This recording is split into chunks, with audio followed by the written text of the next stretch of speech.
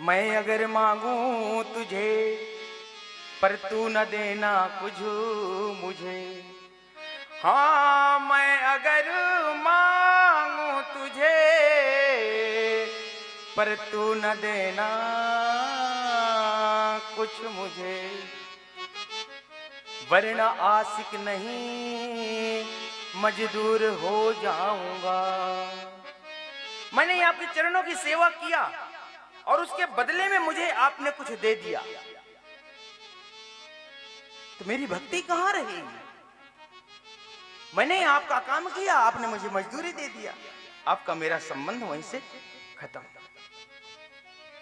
यदि मैंने कुछ किया और आपसे कुछ लिया नहीं, तो जीवन पर्यंत आप मुझे स्मरण रखोगे कि नहीं वो कोई व्यक्ति था।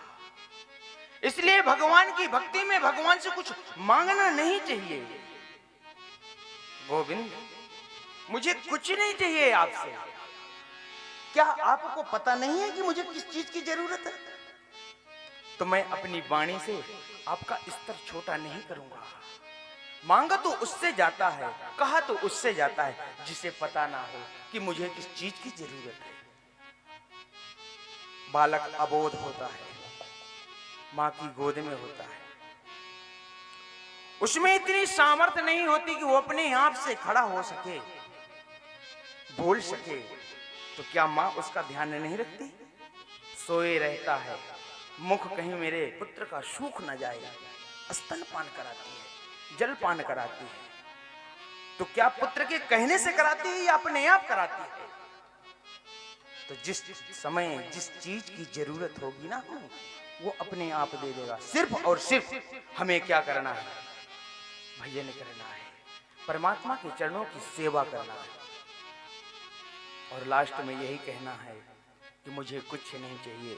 यदि देना है आपको तो इतना ही दे दो कि आपके चरणों से मेरा मन ना हटे। मुझे कीर्ति वैभव नहीं चाहिए, ये सिर्फ और सिर्फ बंधन का कारण है। मुझे इस बंधन से मुक्ति चाहिए। ब्रज के संत कहते हैं कि मुक्ति हूं नौन सी खारी लागे। मैं यदि आपसे मुक्ति मांगू ना तो भी मुझे नहीं चाहिए, क्योंकि नमक जैसी खारी है मांगना मुझे मुक्ति भी। मैं आपसे अपनी मुक्ति भी नहीं मांगता। वैभव कीर्ति की तो बात छोड़ो। मेरे रोने से तुझको जो आए हंसी, तो रो रो के तुझको हंसाता रहूं। या बार बार इस जन्म मरण के चक्कर से यदि आपको आनंद आता रहे तो मैं इस जन्म मरण के चक्कर को भी स्वीकार करता हूं। लेकिन गोविंद इतनी अपने चरणों की कृपा बना के रखना कि आपके चरणों की भक्ति से मैं दूर न जाऊं, आपसे मैं दूर न हूं।